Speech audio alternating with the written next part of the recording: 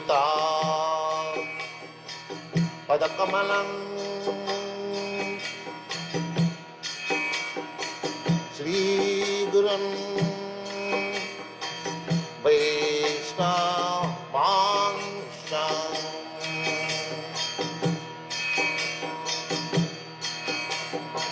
Sri Rupam Sakrajatam Sahagana Raghunathanvitam Tvam Sajivam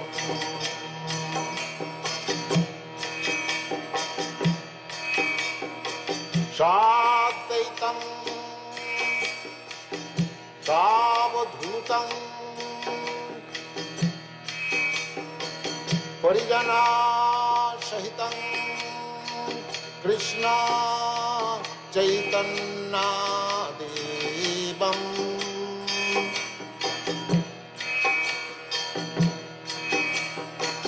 Sri Radha Krishna Padam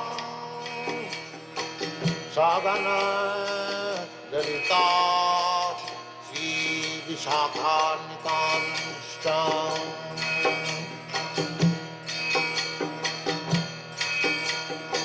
Sri Krishna Chaitanya Prabhu Nityananda Sri Advaita Gadadhar Sivasadi Gaur Bhakta Vrinda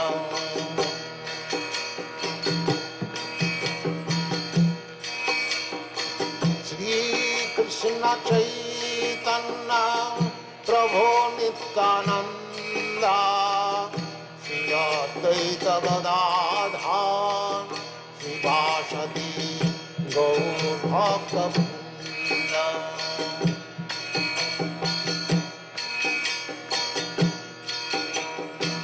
Sri Krishna Chaitanya Prabhu Nityananda Sri Advaita Gadadhar Sivasadi Gaur Bhakta Vrinda